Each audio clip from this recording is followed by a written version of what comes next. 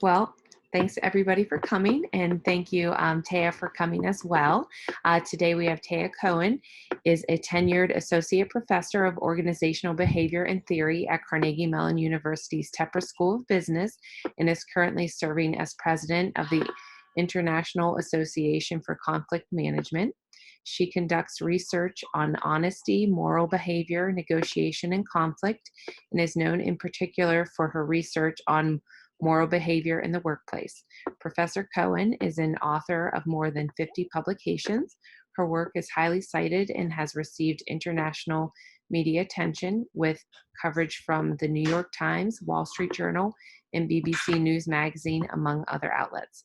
Professor Cohen earned a BA in psychology from the Pennsylvania State University, an MA and PhD in social psychology from the University of North Carolina at Chapel Hill, and worked as a postdoctoral fellow in the Dispute Resolution Research Center at Northwestern University prior to joining the faculty at Carnegie Mellon University in 2010. So I'll let you get started. Thank you so much for coming. Right. Hi, everyone. Thanks for having me. I'm going to spend the next hour or so talking about negotiation. Hi, Dax. Nice to see you with your camera on. This will be a review, a little bit, I think, of what we did in our class. So, yeah, let me jump right in. Feel free to raise hands or type something in the chat if you have questions or comments, and we'll have some time for discussion at the end as well. So today I'll be presenting a framework for how to think about negotiations as problem solving and give you some ideas, some strategies for how to claim value and create value in negotiations. Most importantly, as a takeaway for today, I'll give you an idea of how to plan for a negotiation, which is extremely helpful for both claiming and creating value. So we'll go over a negotiation planning document and what kind of information you want to consider as you enter into consequential negotiations. I'll also highlight some common negotiation traps and give you some tips about helpful phrases and questions you might use. Depending on your experience negotiating today and how you think about negotiating, you may be thinking of it very narrowly or very broadly. So some people think of negotiations as, buying and selling, haggling in the marketplace, and a very specific context like that. But really, every interaction we have, you want something, you don't know what the other side wants. Maybe they want the exact same thing. Maybe they want something completely different. You can think of all of these interactions through the lens of negotiations. You're trying to figure out how you allocate scarce resources. How do you manage, sort of divide workload and tasks between you and your teammates? Startups, there's a lot of investment kinds of decisions about term sheets and, lots of negotiations there. So there's negotiations internally within your team. There's negotiations externally with people investing in you, compensation, right? All kinds of tasks. So if people might want to turn on their cameras and mics, you can have a little discussion, because I'm curious today about what are some negotiations that are top of mind to you. Well, basically, why are you tuning in today? What are you thinking about when you think of negotiations?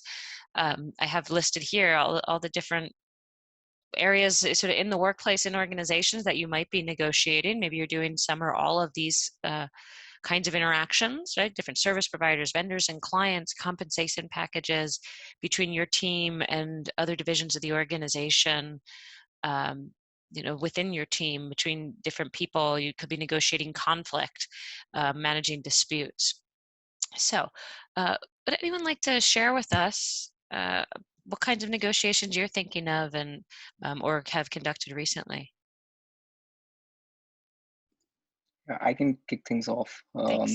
So sometimes when we're working on team projects or just in general, even professional settings, we negotiate what kind of work. Like I have done negotiations of what is the scope of my work, and that could be with team members or with my manager or with subordinates as well. So deciding what is the scope of work and what is the time period in which it needs to be delivered. Mm-hmm.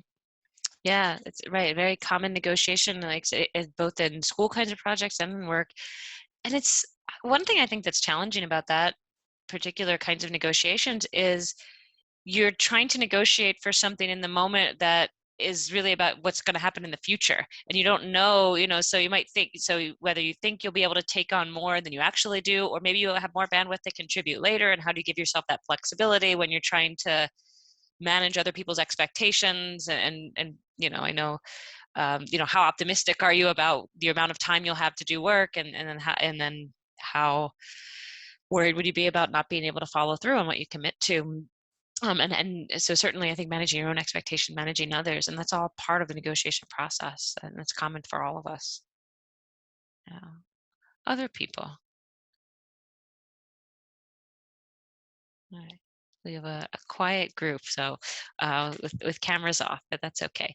You can just listen if you like. Thanks for turning your camera on. Did you want to, Martina, did you want to share a negotiation you're thinking of today? Yeah, sure. I'm in the process of negotiating, of helping one particular company to expand to another country. So it's under which conditions and on which time commitment. Yeah, that's a really challenging one, depending on what you're doing, how much regulatory or legal issues come into play. My husband has a startup, a medical device company here in Pittsburgh, and that's one of the things he's navigating right now as well. Is there on a few different levels, starting clinical trials in Canada and going through the Canadian regulatory system, and also seeking investment and starting some clinical trials in the Netherlands and elsewhere in Europe. And right, so you have all the negotiations about sort of logistics of how work is done, and then you add this whole other layer that work is done very differently in different countries, and laws are different, and people's expectations are different in ways that some of which we're aware, some of which we don't.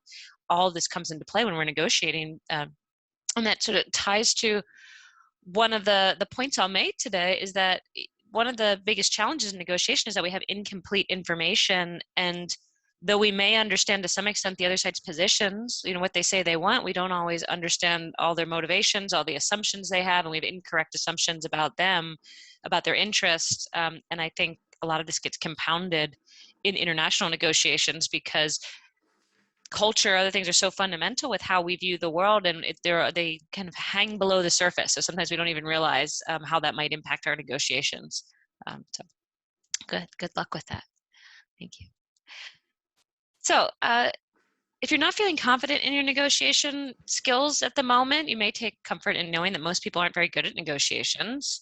In executive education kind of settings, where we can score different people's performance, we know that very few managers reach optimal win-win outcomes. What I find most fascinating is people frequently miss compatible issues, meaning the two negotiators want the exact same thing, and they don't realize it because we have an assumption that if I want something, you must want something different. That there's some fixed set of resources that we're just trying to divide it rather than grow the pie.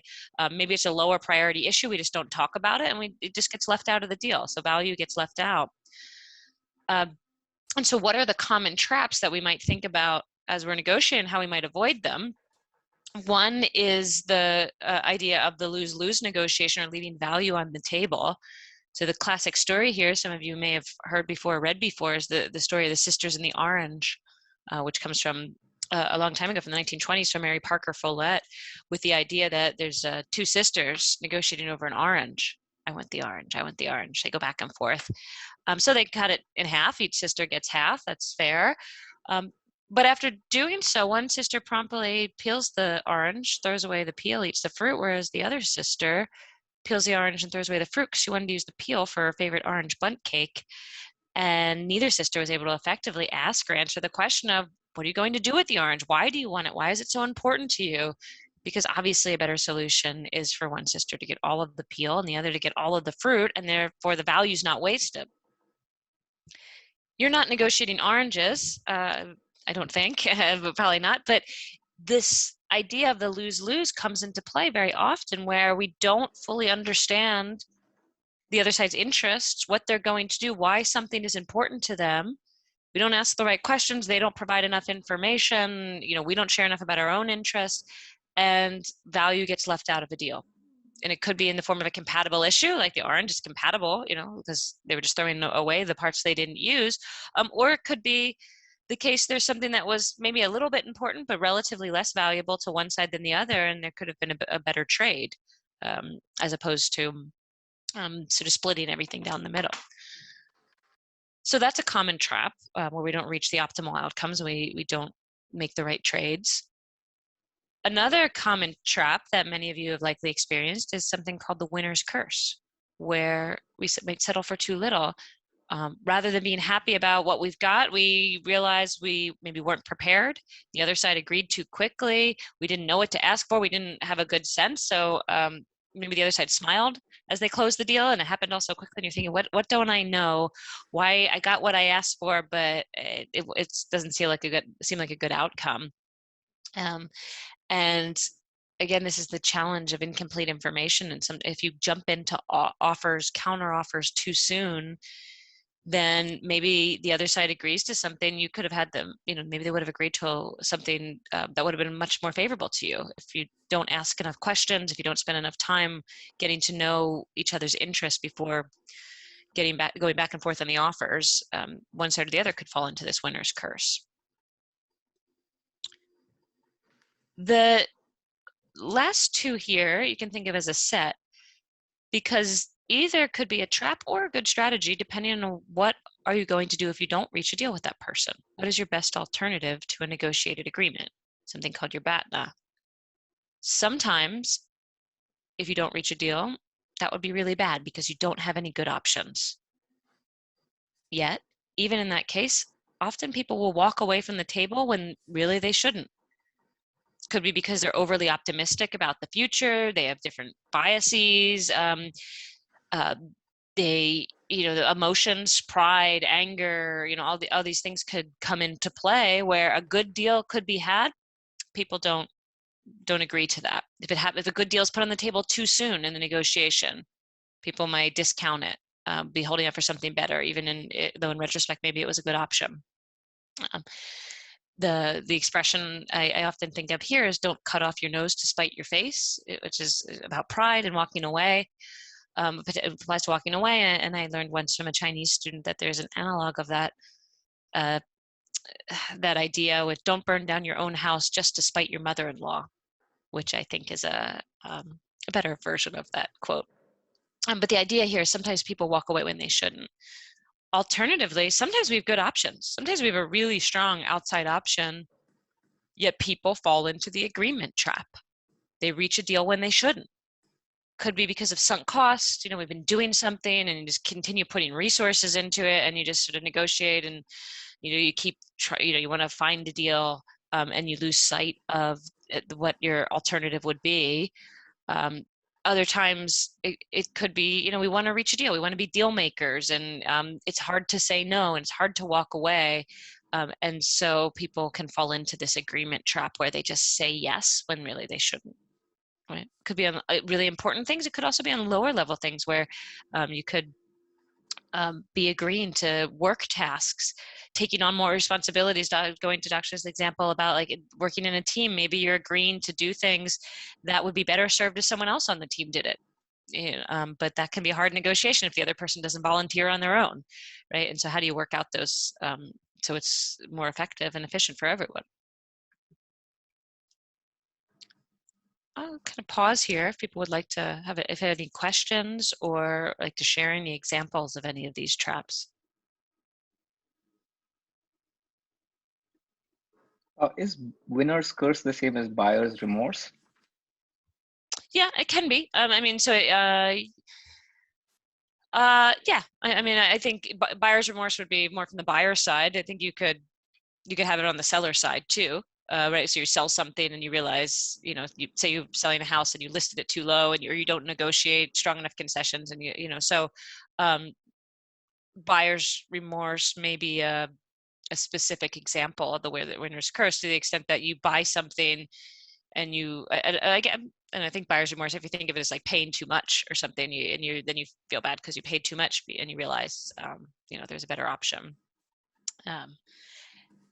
which is interesting because I think some just the difference in people. Some people sort of, they make a decision, they move on, and they're not prone to sort of analyze the other people. They make the decision, they buy something, and then they still are going back and checking for prices and things, and so that might lead a person to feel this winner's curse even more strongly. Right? The important thing to think about I think there, you said that's raised when you by thinking about their link to buyer's remorse is when you evaluate, is this a good deal or not a good deal? Should I feel this winner's curse or not? Is thinking about, well, how much better is it than what my alternative was? And so sometimes we feel the winner's curse because we think we could have done better. But realistically, what should we be comparing what should determine our satisfaction? It'd be better to think about, well, how did this compare to whatever I would have done instead, my best alternative, as opposed to some counterfactual that may not have been achievable or not.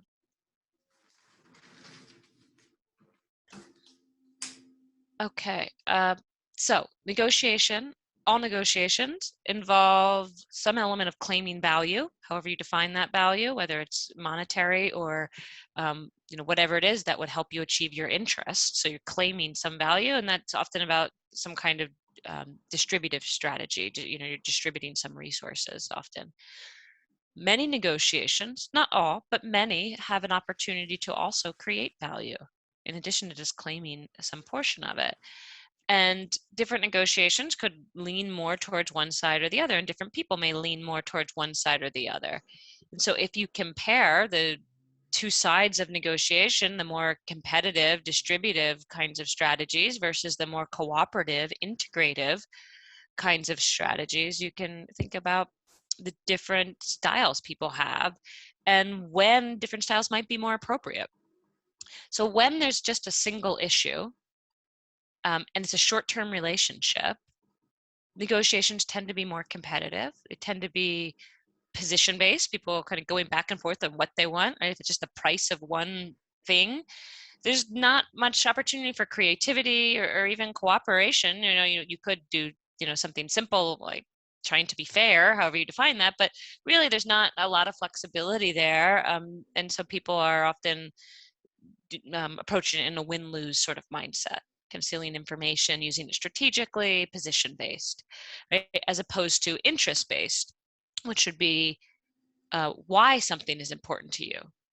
And so when there's a long-term relationship, when there's an element of cooperative problem solving that could be had, people will be more likely to share information.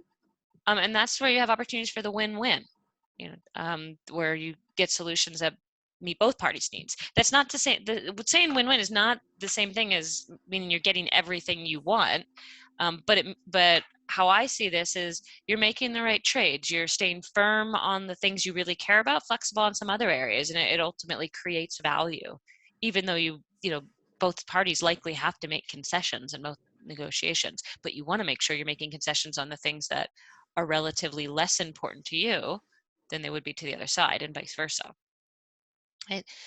What's important here, that second point under integrative strategy, sharing information about interests and priorities. That is not the same as sharing information about your bottom line, sharing information about your alternatives, or there's lots of information negotiations that would be better to keep private. And I would argue you can still be honest and keep information private. There's a difference there. Right? But sharing information about interest, saying, here's why I care about this. Here, I care about issue A more than I care about issue B, their priorities. That information sharing doesn't necessarily make you vulnerable, because when the other side knows it, the only thing they can do if they want to reach a deal with you is to make concessions on the things that you really care about. And if they don't understand what you really care about, it's going to make it hard for them to work with you. And there's not to say never, but there's often very little opportunity the other side can take advantage or really make you vulnerable just by knowing that you care about one issue more than another, assuming of course that the reason they're negotiating is because they think it's viable, that there could be a deal, right? As opposed to just using the negotiation for some other ends. But the reason they're talking with you and negotiating with you is because they presumably think you have something to offer them that's better than whatever their alternatives are, and vice versa. Okay, so along with this, you can think of, so what are the negotiations that would lend to these styles? And then you can think of different people's approaches and think about yourself. Reflect on yourself, reflect on the people you negotiate with. Would you see them as using more distributive approaches, which is often about immediate extreme offers, not really showing much concern for people, outside themselves, not asking many questions, dodging, deflection, those sorts of communication tactics, as opposed to the integrated, more cooperative approach of making trade-offs, creating new options, asking questions, revealing information about priorities, actively listening, showing some concern for the other side, making more reasonable offers after some initial conversation.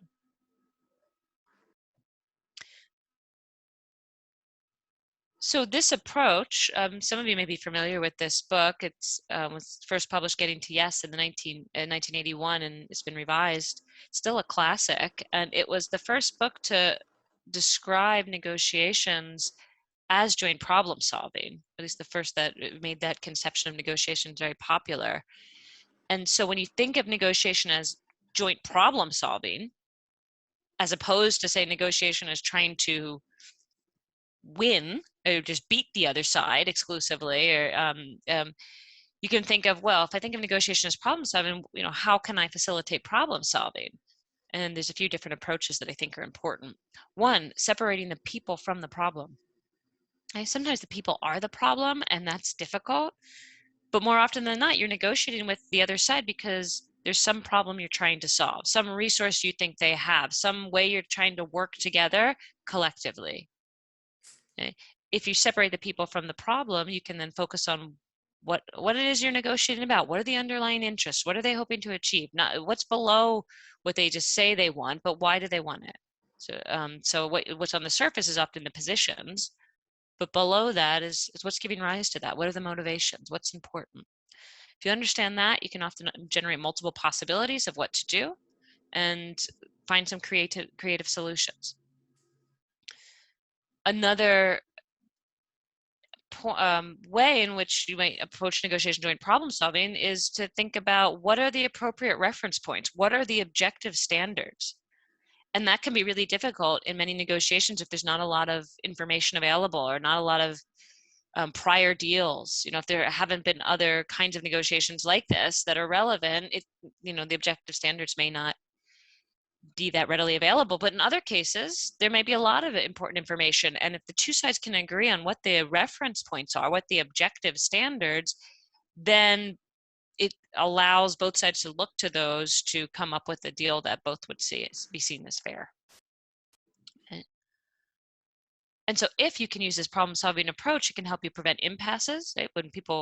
Help people avoid walking away when they shouldn't, improve outcomes overall through value creation, more enduring relationships, improving implementation, so people actually follow through on the deal. So it's not just about sort of getting people to say yes, but you want them to follow through and the agreement to be enduring.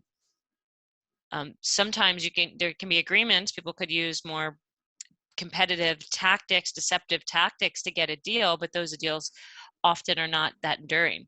And so I think of like job offer negotiations. Sometimes companies, employers will use exploding offers, give people very tight deadlines, because they want to capitalize on job seekers' risk aversion. They're worried that they might not get a job, so they sort of have this exploding offer. People might have to agree to it before they know if they have any other options.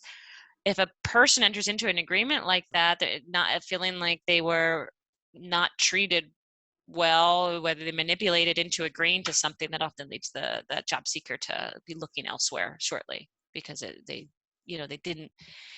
negotiation approach wasn't one that is what led to an enduring agreement. Okay, I mentioned the sisters and the orange as a sort of the classic example of this interest-based approach of understanding not just what you want, half the end of the orange, why you want it, to make a cake, to eat the fruit.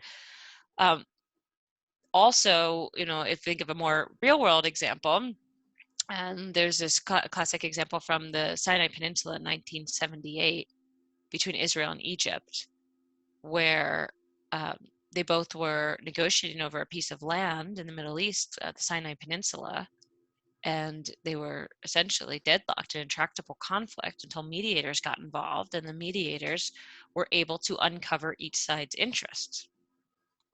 Israel's interest was about safety. not having tanks near the border.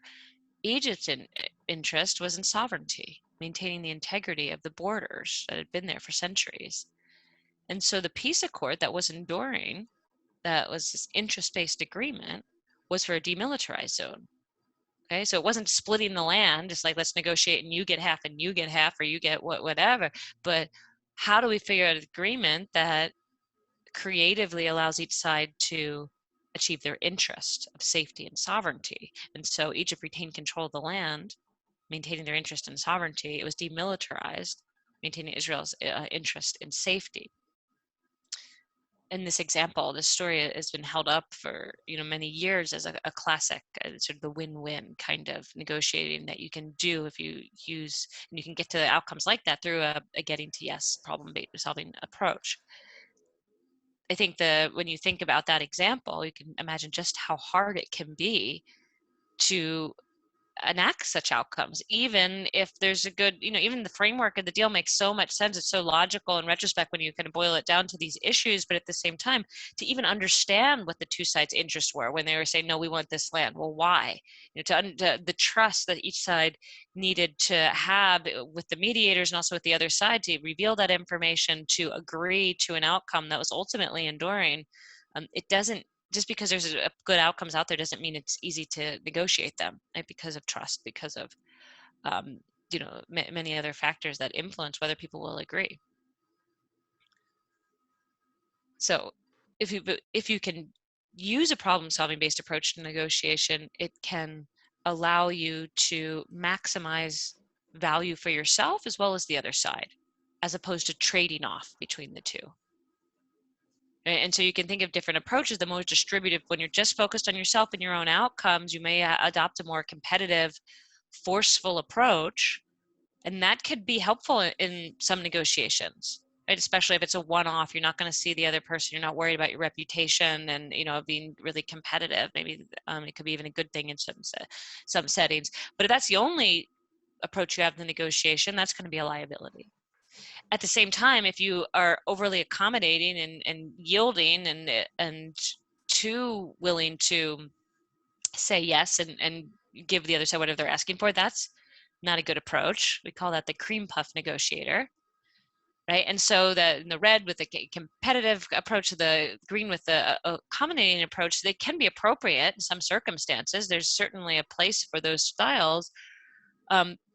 But a better approach is how can we integrate the two so we're not trading off one for the other, but staying firm on what we really care about, flexible on how we get there, and accommodating the other side to the extent that we're giving concessions on the things that are relatively less valuable to us than they are to them, and hoping they give concessions to things that are more valuable to you and really pushing towards that. So how do you get there? What are some sort of practical kinds of tips you could use? You have to get people to open up. You have to find out what their interests are. What, how, when, where, who, why, what if. My young sons, I have a 4-year-old and an almost 2-year-old, they've been listening to the song from Sesame Street lately. That's as I go over this, I'm thinking of it. It's like, what do you do when there's a problem? I wonder, what if? Let's try. And there's a Sesame Street song to go along with that they've been singing a lot lately. And so as I look at this list of questions, I'm thinking, like, I wonder what would happen if we did this. Let's try and think about it this way, right? I wonder, what if? Let's try. How do you feel about this? What do you think? What would be the possibilities if we thought about it this way as opposed to this way? Would this be better or worse for you if we approached the problem this way? As opposed to questions about, closed-ended questions that are just yes or no. Is this what you want? Is this important to you? Is this important to you? You have to ask people things that allow you to gather information about their priorities, because if you just ask, is this important, is this important, things along those lines, people might say yes, that's important, everything's important, and you don't get a lot of information about relative value. Being quiet and listening is advice on the surface. It's obvious. In practice it can be very difficult, and there's growing evidence in negotiation of just how important it is to ask questions and then be quiet and listen. People will fill the space. They will provide information. They may make concessions even. If you keep talking, you keep trying to do the hard sell and selling, if you don't give the other person a chance to speak, it's not going to lead to as optimal agreements and as much value creation or value claiming. Right?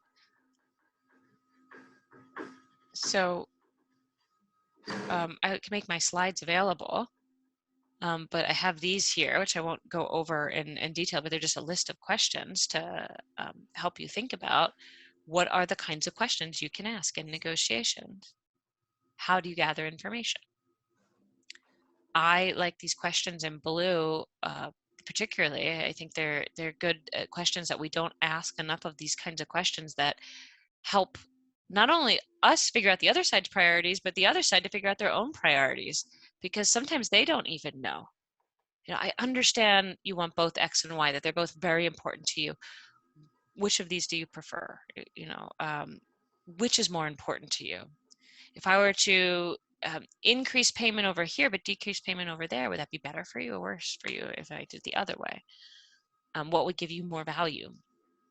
And because often in a negotiation when there's multiple issues, people are, you know, they might list them, they care about all of them, but if you don't have a sense of what they care about more than others, it's hard for you to make the right concessions. And it's hard for them to understand that, you know, you may not be able to give them everything they want in every issue. And if you just go down the list and go back and forth on every issue, it tends to lead to these more, say, compromise solutions where if you're splitting everything, you know, down the middle or something, that you're not identifying the right trade-offs and you're missing opportunities to create value. Yeah, so I see in the chat the questions applicant and user customer research as well. Yeah, that's great. And that's a negotiation. You know, you say if you're doing customer research, yeah, thank you for sharing that, because we have all these assumptions of what our customers want, and they don't even know what they want. I think, you know, or they don't even understand what would be easy for you or difficult for you to build if you're building some kind of technology solution. And so trying to think about, you know, how do you share information and gather information through in those negotiations when they don't, you know, if it's a customer research, they don't know about what you can provide and you don't know about what they, you know, enough about what they want, both in the immediate term and in the future, because people don't always know what they want until they're asked questions about it. Right? Dax, do you have any other thoughts or questions you wanted to share related to the user customer research? Yeah, so on the previous slide also you mentioned something about staying quiet and waiting for the other person to fill in the gap. I think that is also very applicable when we're doing customer user research. And I guess it's probably because like customer and user research is a subset of negotiations in a way. I also had another tactic that I used. I learned of that recently. So you can mirror the last few words that the other person said, and whatever they've said. For example, if they say that, okay, it's a beautiful day today, and then you just repeat beautiful day, and then they go into more detail about explaining that, and then you just extract more and more information. And you can do this at least 3 to 4 times before they realize, okay, that you're just saying the same things that they're saying.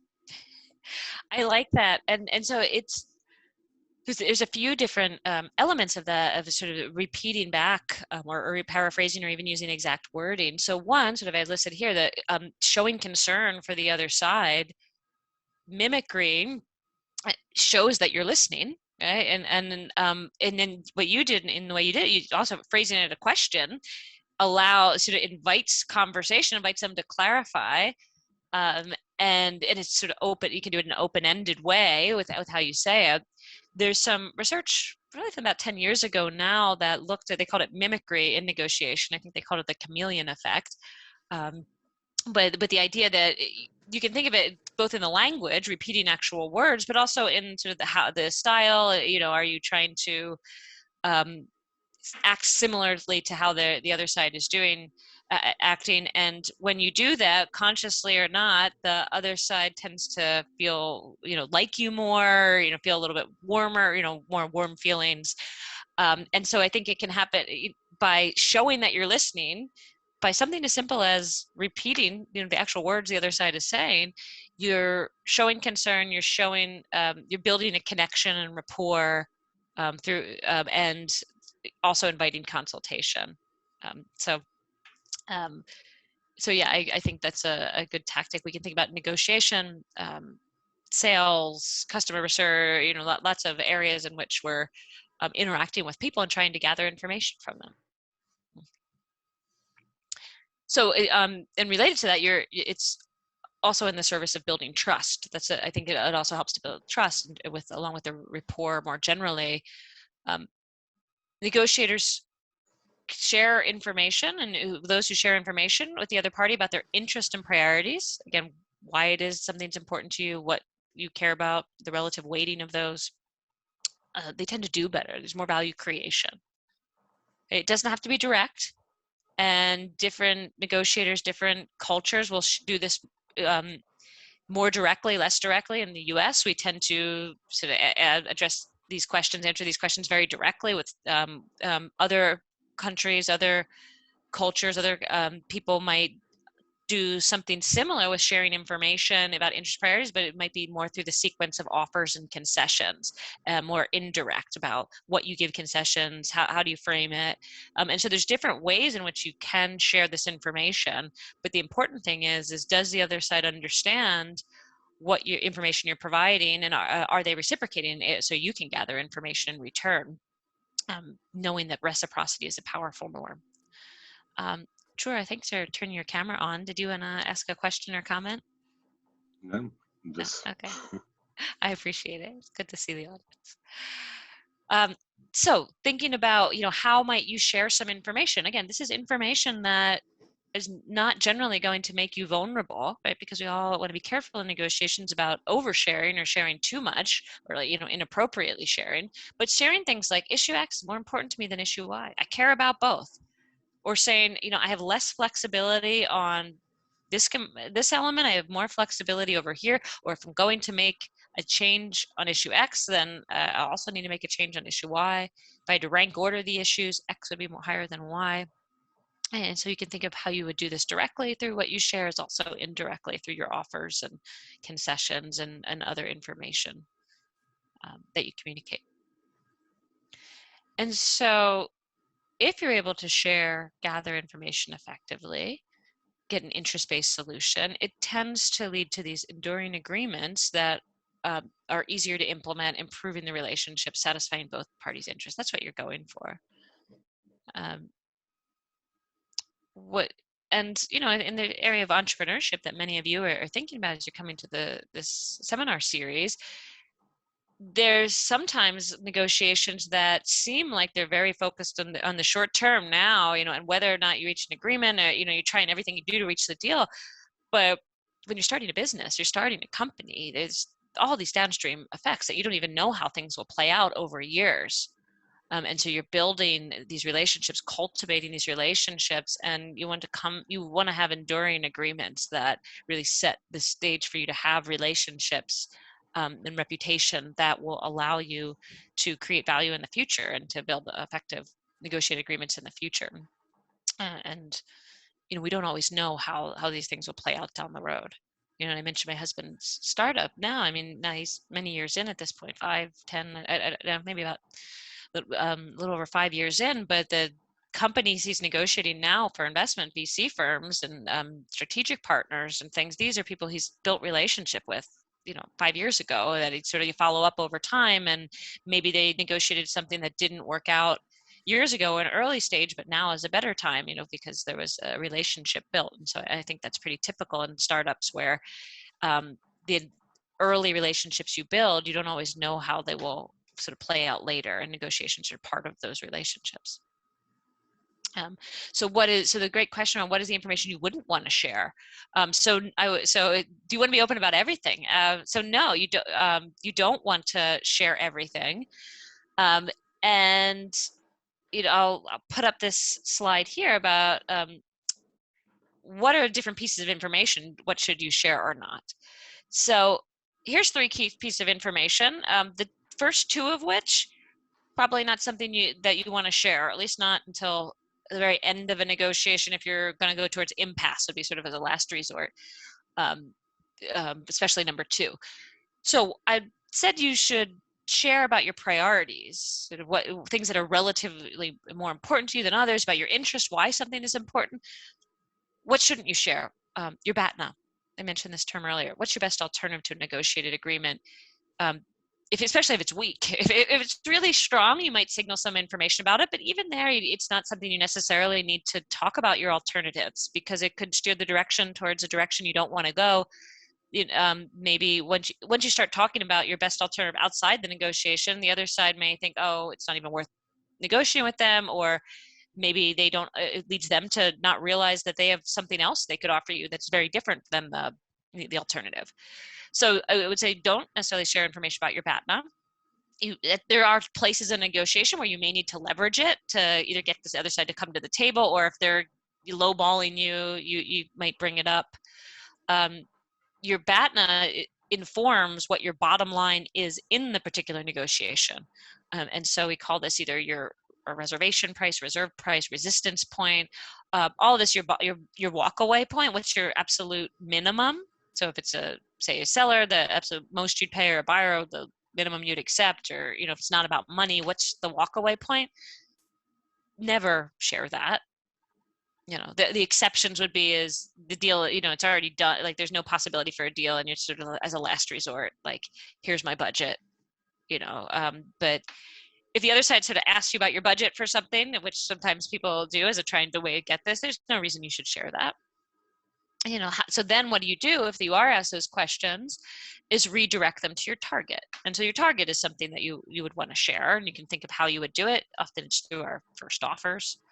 But this is, you can think of it as a price, or just in general, your aspiration, your ideal outcome, or the best you could hope to achieve.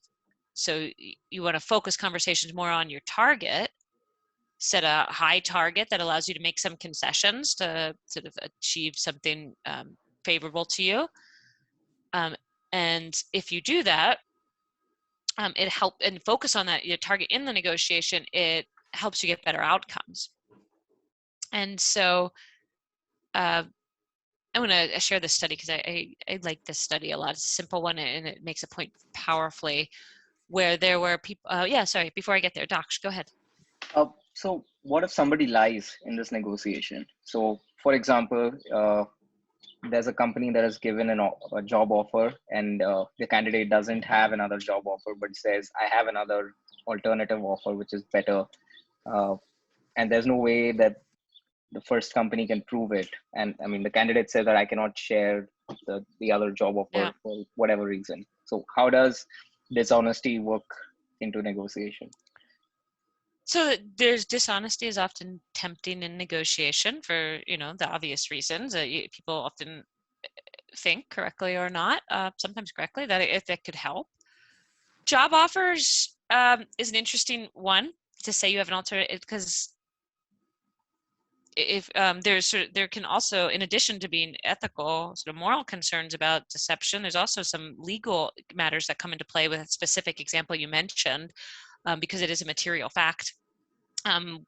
So that's it. So, and there's this anecdotal. There's a story I like to tell about this one. When I was when I was at Northwestern University at Kellogg School of Management, there was a story that was shared about an MBA student there who said she had another offer from her company because she'd been interviewing this other company to the recruiter, and turns out the recruiter was friends with the other recruiter, and they talked to each other, found out that even though they were about to make an offer, they hadn't yet. Anyway, neither made an offer to this woman because she had lied. But going back to the question, you can get away with deception, and it can help sometimes. It's a risk, and it is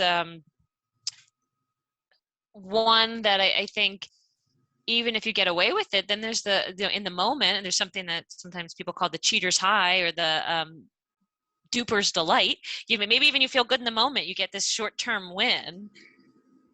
How are you going to feel about it if now you're working at the company and that this has happened, and is some possibility, and my own work, one of the focus of my own research is on guilt. And one thing I find really interesting about guilt as an emotion and shame is how it can last and stay with you in ways people don't anticipate over a long time. You can think back to something that has happened, you know, that lie that in the moment didn't feel like a big deal. It sticks with people. I think people as they get older realize this in a way that maybe younger people don't.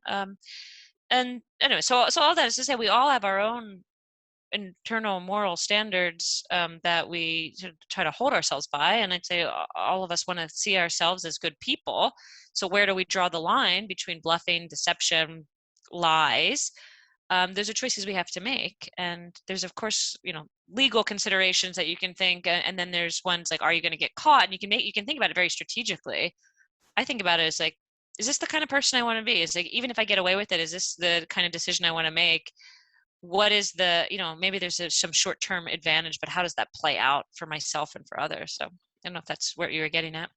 I actually was looking at it from the other perspective. How do you, like, if somebody is lying, then yeah, I mean, so yeah, so then I'll turn to Drew in a minute. So if someone, okay, so then if someone is lying, well, there's, you know, things you can think about of how do you detect deception or try and get a sense, are they bluffing, you know, asking questions and asking them to really explain, digging in to, you know, criminal interrogations, one technique they use is to get someone to tell the story backwards, you know, as opposed to, like, people have a well-rehearsed response. How do you get them to flip it and think about it?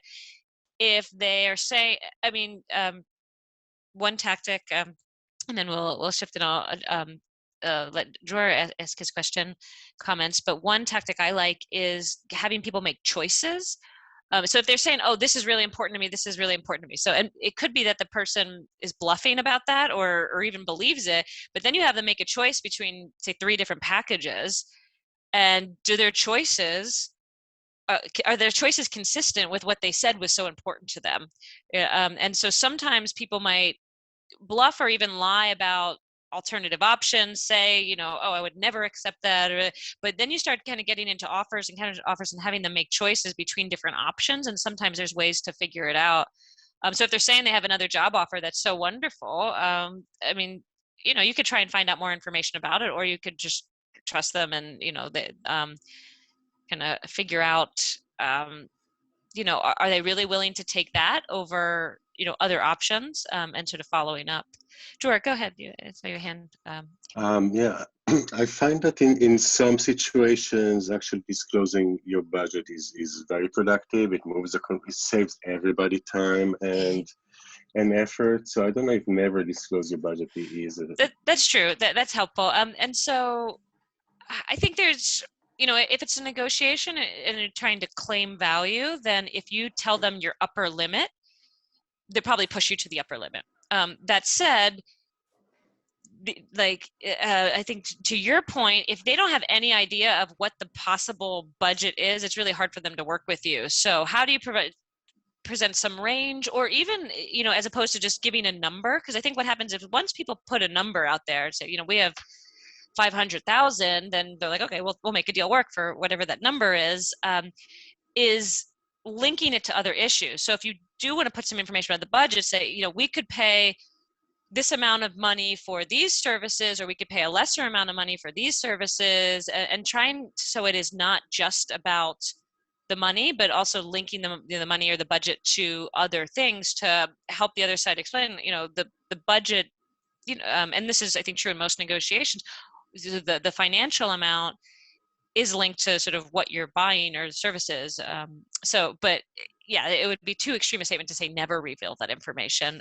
My point was more that if you reveal whatever information you reveal, the other side's probably going to push you towards the upper limit of that. And they may not trust what you reveal depending on the nature of the relationship. Did you want to follow up on where you found it helpful to reveal that in negotiations? So in providing services and in hiring services, actually just, if I had like a limited budget, like for example, at CMU, I got a grant and there was $5,000 for design. Like when I go to designers, I'm not disclosing the budget is either signaling that whatever you ask for, I may be able to bring, or maybe I'm trying to like get you to sell it to me for less. So yeah, this is what I have. What can you give me within that? And I still have the right to be, that's not enough for that money. Like I was the negotiation can then move to like, what do you get for the money that you have for that? Yeah, I like that. Right, because then what you're negotiating, especially say you have a grant and you have to spend the money, or you're not negotiating to get the lower price. You're really negotiating. So what are the services? So I can give you this fixed amount.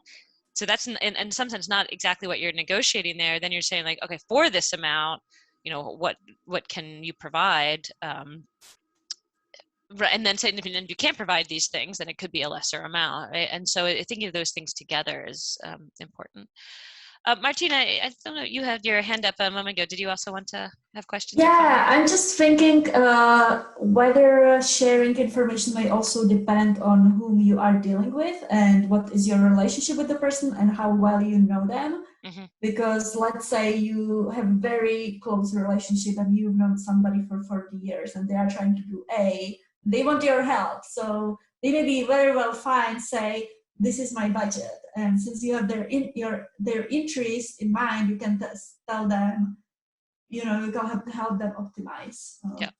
Yeah, I agree completely. And so when you share information, if I go back a little bit to that, definitely the way I framed it was sort of with reciprocity, and if you have the relationship there. So if you have a stronger relationship, there's trust already built, then certainly you would likely be able to share much more information. The other side would share more information with you, and you can build that relationship.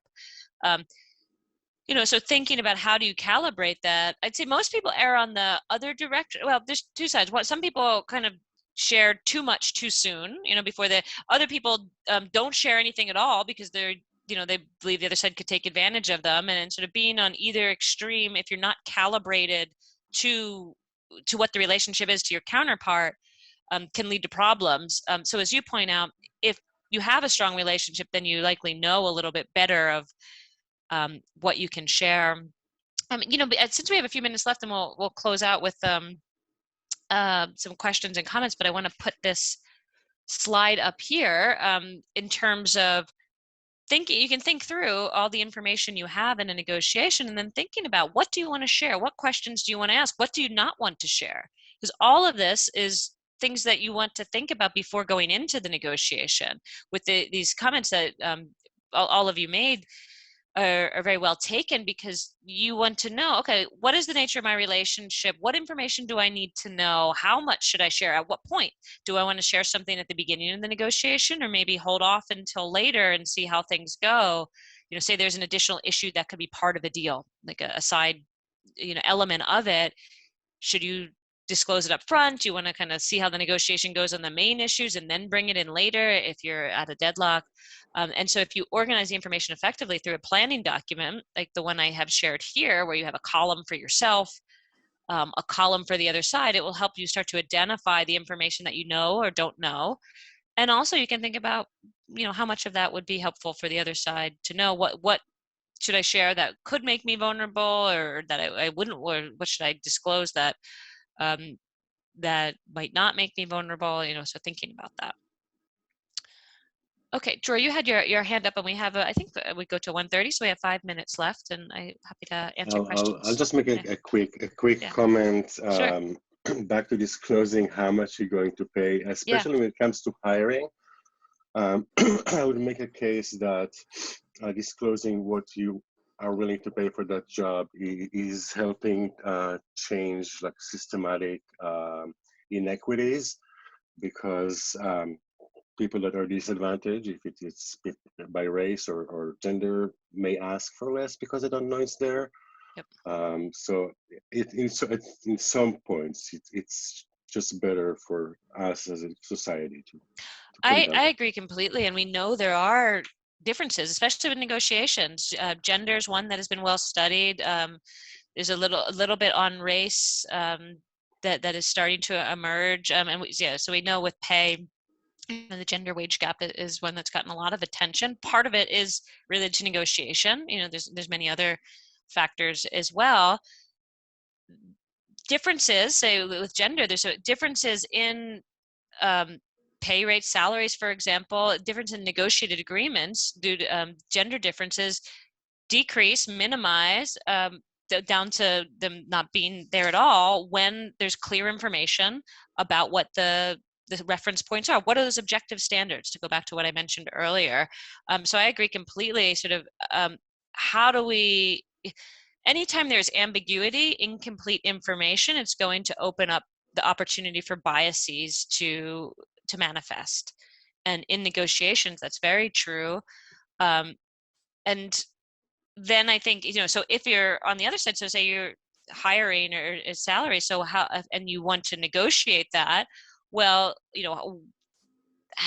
kind of going back to what we said before, what if you want to be transparent about sort of what the pay rates are, there should also be transparency about what the expectations for those, the job requirements, the skills, and so this be a little bit beyond negotiations, but I think the part of the issues there, so much of it is a black box, and it's not clear about what job descriptions are, what the pay rates and how they correspond, and we know that the less people talk about it, the more opportunity for biases to come into play. From a purely strategic negotiating standpoint, people might, if they see it as short term, they may want to not be transparent, but that I think can be a very short-sighted view, because people then find out and they're not happy, which I can say from experiences of friends of mine who realized mid-career that they were being underpaid relative to male counterparts who weren't performing as well, and then they left the organizations and went elsewhere. So that's this a little bit related to maybe what I said with doctorate deception. It's sort of like, it's a very competitive tactic to say underpay someone when they should be, even though you could get a short-term negotiation win, but people leave those sorts of jobs often. All right, we have another couple minutes. Other questions, things that people want to talk about before we close for today? I'm also thinking if it may depend on how we share the information, not necessarily what we share, because one example that comes in mind is also related to hiring and somebody expecting a different offer. What I have observed is that if a person says, let's say you are giving a job offer to someone, you are the hiring manager, and you give them until Friday to make a decision. If the person asks for extension and tells you, I'm expecting another offer, that can be perceived actually very badly from the hiring company, because they will feel like they are your second choice. So actually, even if you truthfully have a second job offer, that can be counted against you if you reveal it. But maybe if you use different language, it can be also viewed positively. Like if you do have another offer, but let's say there is a price difference or benefit difference, you can say, I also have this other offer. You are really my first choice, but the other offer gives me 4 weeks of vacation. You are giving me 2. Can you meet me halfway? Mm-hmm. So I'm thinking also, like, not only be careful about what we disclose, but how we frame and disclose information. Yeah, I think that's a good point. Yeah, I think you're absolutely excuse me, absolutely right on thinking about how we would disclose something like that, especially with something with offers. Is very sensitive. So saying something like, I'm very excited about this opportunity, and I want to make sure when I agree that I'm able to do so with full information, so I can make sure I'm entering into this, and I know you would want that too. So I'm going ask for some more time to find out some additional information. You can think about the specific language to use, but how it's framed as opposed to, I'm waiting to see if I get something better, right? That wouldn't necessarily be as better received as saying, I'm really excited about this opportunity and I'm planning to say yes pending kind of finding out the information I need so I can commit enthusiastically to your company, something along those lines. So on that note, hopefully this was helpful for you and for all of you as you go about your negotiations, and a refresher for those of you who have been negotiating for a long time to kind of think about these things and reflect on what you're doing. I see that Allison has put a survey link in the chat. And feel free to, what do I have? I think I have, here we go. Here's my some book recommendations. I mentioned Getting to Yes. There's a few others. Cultural negotiations I like on negotiating globally, and another few other books, Negotiation Genius, Learning to Negotiate. And there's my contact information. Normally, I would say stop by. I'm on the 4th floor of Tepper. I haven't been there in quite a while. I should be back on, later in the fall. Feel free to reach out by email. And thank you, Allison, for organizing, and best of luck to everybody. Thanks.